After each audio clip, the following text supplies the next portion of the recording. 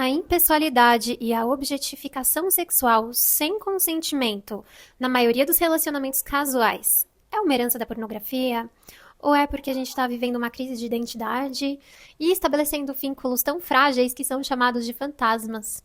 Ou será por causa do nosso senso de comunidade cada vez mais atravessado pelo individualismo? Eu vou levantar a bandeira do erotismo.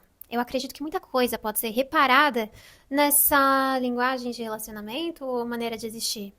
Eu vou levantar a bandeira do erotismo, não como indulgência, não como entretenimento, muito pelo contrário, mas como forma de expressar o nosso compromisso com a vida. O erotismo como possibilidade de escuta e como presença.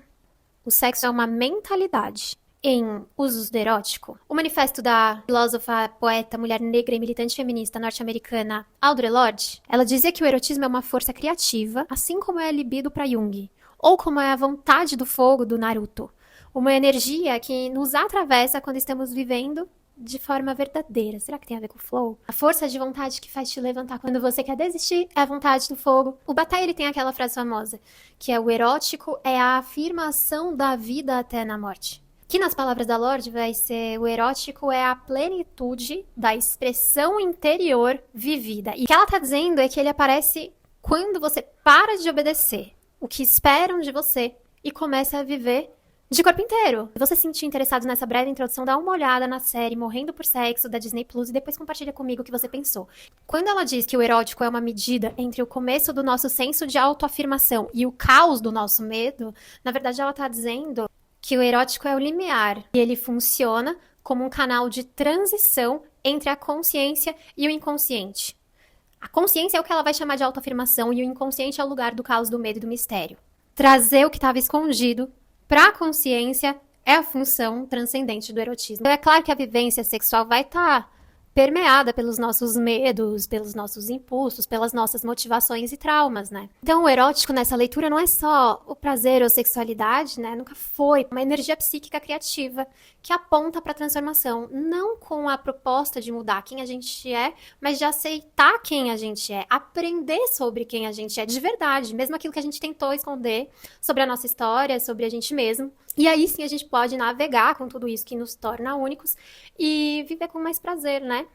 Com mais autorização, com mais liberdade. É onde o eu se dissolve um pouco e o inconsciente começa a falar. O último texto que eu publiquei no Substack dialoga bastante com essa ideia. Eu vou deixar o link na descrição. O título é: Tem uma dor escondida no seu prazer? Nele eu conto tanto como os nossos aspectos interiores mais profundos e escondidos, né, que o Jung vai chamar de sombra, encontra na expressão sexual uma maneira de existir. O erótico é um recurso dentro de cada um de nós, situado num plano profundamente feminino e espiritual, firmemente enraizado no poder do nosso sentimento não expresso e não reconhecido. Ânima, aquilo que dá vida, que movimenta, que na prática, pro Jung, significava outro dentro de nós. Então, existe o ânimos na mulher, a ânima no homem. Se a gente chamar a ânima de erotismo, a gente não precisa reforçar esses estereótipos de gêneros que são opressores, né? Então, fazendo essa substituição das palavras, mas ainda com o mesmo significado, o erotismo, ele influencia como a gente se relaciona. As nossas fantasias, os nossos desejos, as nossas emoções profundas, a nossa criatividade, a nossa sensibilidade, a nossa capacidade de se conectar, inclusive, com a gente mesmo, né? Se a ânima se manifesta em sonhos, na forma de uma mulher misteriosa, sedutora, maternal, espiritual ou destrutiva, o mesmo se dá com o erotismo, aqui na teoria da subversiva, tá? Nessa série Morrendo por Sexo, a gente vai ver o erótico da personagem se transformar. Ou seja, a relação, a linguagem de relacionamento dela muda, a expressão sexual dela muda e a maneira como ela tem relação e como ela se relaciona com o prazer é totalmente diferente, né? Ela tá à beira da morte, a raiva dela ganha um aspecto de dominação. Ela se torna uma mulher dominadora numa dinâmica de poder consensual, onde ela vive momentos de muito prazer, da humilhação erótica, a partir das práticas de sadomasoquismo. Na psicologia analítica, a gente provavelmente diria que é um ânimos adoecido, que a imagem do homem, né, porque ela é uma mulher hétero, quando aparece a representação do desejo dela, personificado ali, ela tá pisando na bola dele, ela tá chutando a bola dele até ela quebrar o fêmur, ela tem câncer nos ossos, né? Enfim, foi tudo negociado e consentido. Na verdade, é só a mudança do que ela tá vivendo interiormente e como isso transformou o prazer dela. Não é menos legítimo, não é adoecido e não precisa de cura, precisa de expressão. Viver o erótico é fundamental para o processo de individuação, ou seja, o caminho de tornar-se quem você verdadeiramente é, que não é fixo, né? Quando a gente acolhe, reconhece, dialoga, dá vazão, a gente vai se tornando mais inteiro, mais conectado com tudo que a gente pode ser. E a vida fica maior, né? Por isso que é sobre potência de vida. Nunca foi sobre sexo, assim como sexualidade não é só sobre sexo. Mas sobre transcendência. Como se tornar inegavelmente si mesmo, se autorizando a viver com prazer e sem pedir desculpas por ser quem é. Uma vez que respeitando o SSC, que é a conduta ética, que deveria ser praticada para muito além de uma sessão BDSM, né? O são seguro e o consensual. Mas agora, sendo mais materialista, a Lorde continua, né? Para se perpetuar, toda forma de opressão precisa corromper ou distorcer essas várias fontes de poder dentro da cultura das pessoas oprimidas. Fontes que poderiam fornecer energia para a mudança.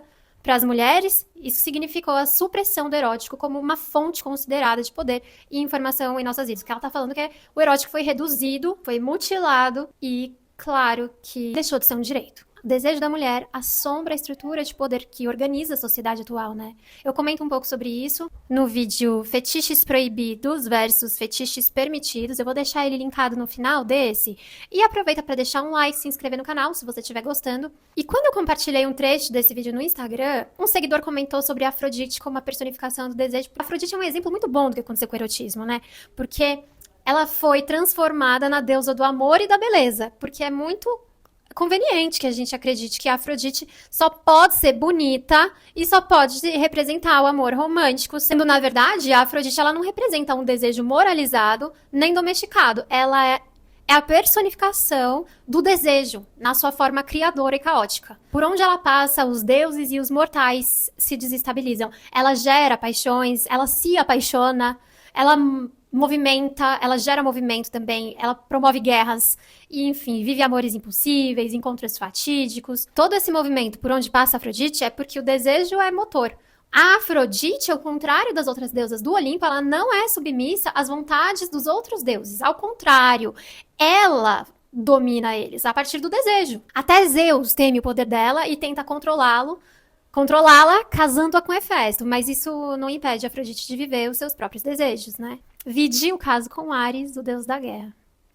Saudades, beijinhos. Mas o que ninguém queria que você soubesse sobre a Afrodite é que ela é a única deusa da mitologia grega que escolhe os próprios parceiros. Então a gente tá falando de uma figura feminina que tem agência e desejo. Porque a gente tem outras deusas que têm agência. Atena, só que Atena é só guerra, é só racionalidade, é só estratégia. Artemis é caça, elas são deusas virgens, que significa que elas não estão focadas em relacionamento. A Afrodite, ela quer transar. Ela quer ser desejada, ela quer promover a mudança a partir do erótico, que é o que propõe a própria Audre Lorde. Ela não se limita ao papel de objeto do desejo alheio, mesmo que ela seja. Ela escolhe, ela goza, e ela movimenta o mundo com a sua presença erótica. Quer ver? A Guerra de Troia. Coisa, né, da Afrodite.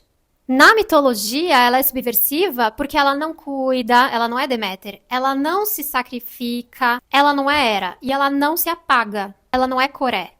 Ela é potência de presença, beleza, de intensidade. Ela existe pra si mesma, não como reflexo do outro, como Perséfone. Entendeu o tipo de transformação social que provoca o erotismo e por que ele foi substituído culturalmente pela pornografia? As mulheres foram condicionadas a suprimir o erótico como fonte de poder e insight. A cultura patriarcal teme o erótico, teme a mulher que tem essa consciência sobre si mesma, porque isso é poderoso. E porque ela escolhe. Além do mais, ela é dona do próprio prazer, né? E ela não vai aceitar qualquer besteira. O erótico, ou Afrodite, como você quiser nomear, ela desestabiliza dois grandes dispositivos que organizam a subjetividade contemporânea. O dispositivo da saúde mental, que regula os modos certos de ser sujeito, né? E o dispositivo de gênero, que divide os sujeitos em homens voltados para o reconhecimento social e mulheres voltadas para o cuidado, que é a reprodução. Isso gera um modelo de feminilidade baseado em agradar, se doar, cuidar, conter o próprio desejo para não ser julgada e marginalizada, e amar mais do que amada, uma vez que o homem está direcionado para o social. Ao nos reconectarmos com o nosso erótico, sentimos em nossos corpos que a nossa exigência por mudança começa com a nossa exigência por prazer. Na prática, o erotismo nos torna intolerantes à mediocridade. A gente aprende que a vida é mais, a gente quer mais. E isso vira combustível, e isso vira discernimento, e isso vira coragem para romper com relações, inclusive de trabalho, com narrativas que nos anulam. O erotismo não é indulgência, o erotismo é político. Ainda que tenham te ensinado que esse é um assunto que precisa se manter privado, é motivo de culpa e constrangimento, é totalmente estratégico a maneira como querem que lidemos com o sexo, como se a gente estivesse ainda na quinta série, né? Nos colocando numa posição infantilizada diante do tema. Mas uma educação sexual eficiente depende justamente de uma postura séria e consciente sobre o assunto. Até porque se o erótico fosse só sobre prazer, ele não ia causar tanto incômodo, né? A questão é que ele acorda, ele cutuca, ele tira do automático porque ele é presença. E aí você começa a se perguntar: por que eu me relaciono assim? Esse desejo, ele quer me levar pra onde? Quem tá decidindo o que eu posso ou não posso sentir? Quem tá escrevendo esse roteiro que eu tô vivendo, né? Ou esse script que me ensinaram sobre o sexo? E o erótico se torna revolucionário. A gente volta na próxima semana.